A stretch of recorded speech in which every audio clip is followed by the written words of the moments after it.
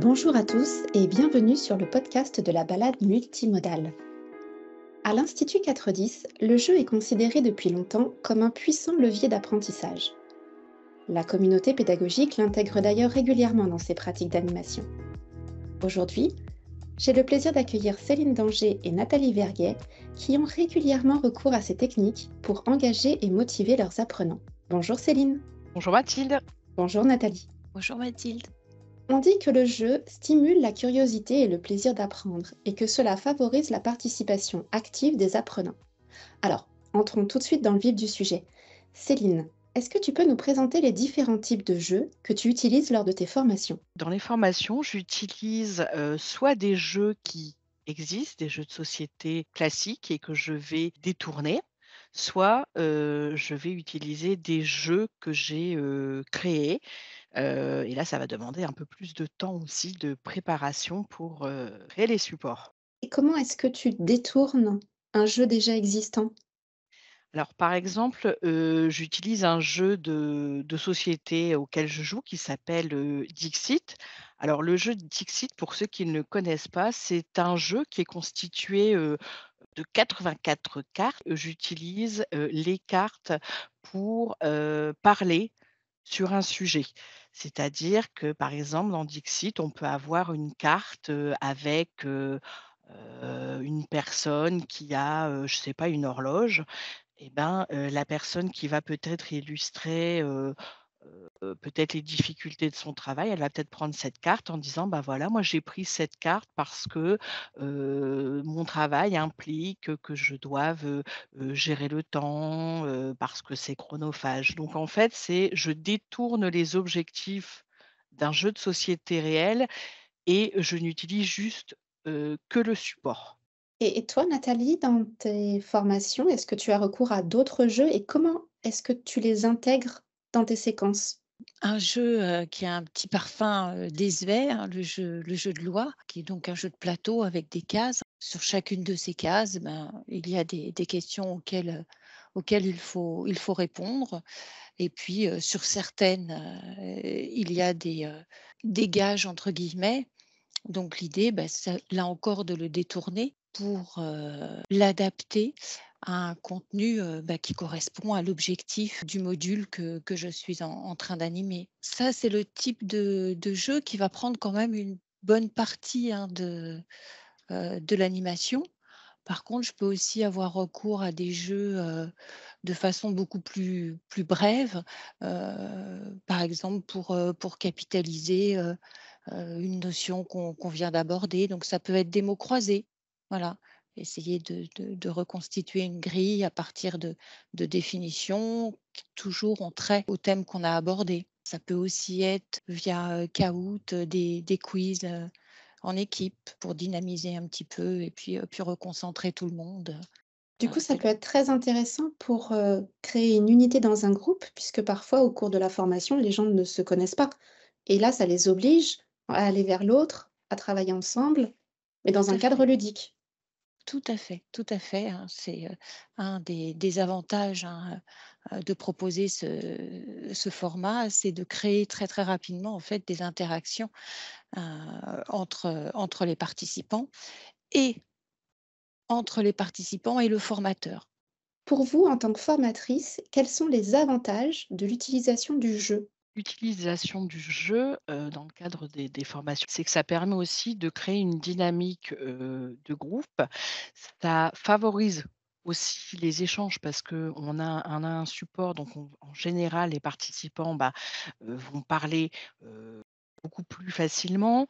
C'est un cadre qui est ludique, donc en général, la parole est aussi plus facilement, libérée. En général, il y a plus de choses qui ressortent aussi, au travers du jeu. Quand on a des jeux qui sont un peu plus créatifs, ça permet justement d'avoir des réponses peut-être plus complexes, d'avoir des choses aussi un peu plus analytiques, mais je dirais aussi même parfois un peu plus, personnelles. Un autre avantage aussi, c'est que, dans le jeu aussi, comme parfois on doit avoir un rôle, où on a des consignes de jeu, parfois ça va obliger le participé à changer aussi, de posture ou d'angle de vue. Donc ça va aussi lui permettre un peu d'élargir ses connaissances ou sa vision ou le regard qu'il va le porter sur, un sujet, une problématique.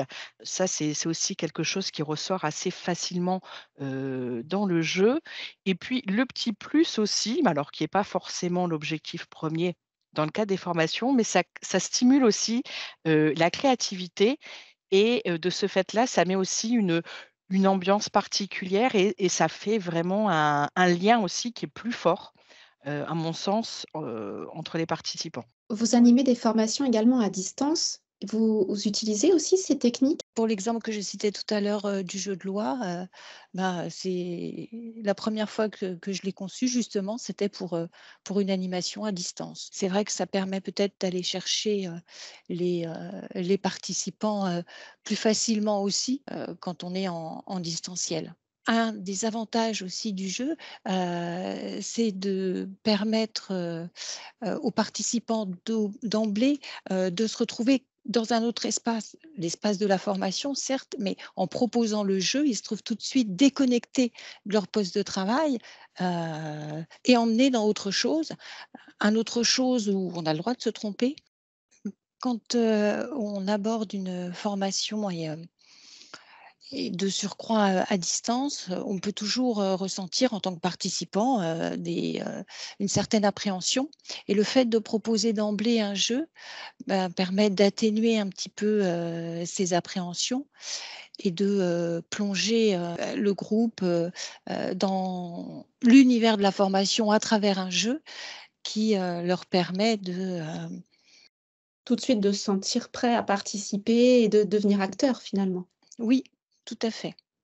Et vous, ça vous permet aussi peut-être d'appréhender un peu les personnalités? Tu parles de ceux Oui, qui veulent toujours gagner, j'imagine qu'il y en a qui sont beaucoup plus directifs que d'autres. tout à fait. On voit les personnalités aussi qui se dégagent au travers des jeux, notamment quand c'est des jeux où il y a un travail d'équipe et je dirais c'est un point de vigilance là, notamment pour l'animateur, c'est qu'il faut justement réguler. Faut réguler dans le sens où il y a des personnes dans le groupe qui vont, prendre plus facilement la parole et qui vont peut-être pas laisser les autres s'exprimer. Il y a, des personnes, qui sont vraiment dans un esprit de jeu de compétition, il faut absolument qu'ils gagnent, donc ça aussi, il faut être vigilant pour pas non plus que ça déborde. Donc quand on met en place un jeu, il faut quand même aussi avoir conscience que, nous, en tant qu'intervenants, qu'animateurs, on doit absolument réguler le jeu. Si on ne le régule pas, il peut y avoir des débordements parce qu'on a vraiment des personnalités qui sont, très, très, très différentes et je dirais même parfois on a des mauvais perdants, donc faut le gérer. On a commencé à en parler, évidemment, il y a des points de vigilance à garder. Est-ce qu'il y a d'autres points sur lesquels il faut être, particulièrement attentif? Oui, effectivement, on choisit les jeux aussi en fonction, je dirais, de la taille du groupe, en fonction aussi des moyens qu'on peut avoir à disposition. Est-ce que c'est du présentiel? Est-ce que c'est du distanciel? Parce qu'on peut effectivement utiliser le jeu dans les 2 cas, mais on n'aura pas non plus toujours les mêmes moyens, à disposition. C'est vrai que quand je dirais, on va construire, sa journée, de formation, on choisit pas le jeu, par hasard. On l'adapte vraiment, à voilà, avec aussi ce qu'on veut en retirer, la taille du groupe, comme je disais, le moment de la journée. Donc c'est voilà, effectivement quelque chose qui se réfléchit aussi, bien, en amont et je pense que c'est aussi d'important aussi d'indiquer, des consignes qui soient aussi très claires pour que chacun puisse bien comprendre, je dirais le jeu, mais c'est aussi de donner du sens au jeu. Pourquoi on a proposé ce jeu? Alors soit on peut donner du sens avant ou bien après, mais c'est aussi important de donner du sens, notamment pour ceux qui ne sont pas très, très jeu, parce qu'il y a des personnes qui n'aiment pas particulièrement le jeu. Par expérience aussi, mais ça va dans le même sens que ce que vient de nous dire Céline. En fait, oui, l'important, c'est bien de se dire que, le jeu, il est, au service de notre objectif de formation, hein. Et la seule chose que peut-être on n'a pas évoquée, mais, qui est très, très importante, c'est le débriefing, quoi. Alors, pas Mmh. quand on est sur des mots croisés et encore, et qu'on fait ça pendant 2 3 minutes, mais quand c'est vraiment un jeu, que l'on utilise pour atteindre notre objectif, le débriefing, pour pouvoir, exploiter tout ce qu'il y a à exploiter et capitaliser, ouais, ouais, ouais. Moi, je dirais aussi pour, le formateur ou en tout cas celui qui va créer la formation, je pense qu'il faut oser, hem, il faut pas brider sa créativité où en fait on peut proposer, du jeu à tout type de profil. Même avec des profils, par exemple de managers, le jeu fonctionne très, très bien. Moi, je dirais soyons aussi créatifs et ne pas hésiter aussi à, détourner des jeux qui existent ou à créer des jeux, avec des outils interactifs ou avec des choses très basiques, comme des plateaux, pardon. Laissons-nous guider par notre créativité. Merci beaucoup Céline et merci Nathalie d'avoir partagé avec nous votre expertise et votre engouement, votre passion pour cette approche pédagogique. Notre entretien touche à sa fin. J'en profite pour rappeler à nos auditeurs que vous retrouverez ce podcast ainsi que les précédents numéros sur la chaîne YouTube de l'Institut 410.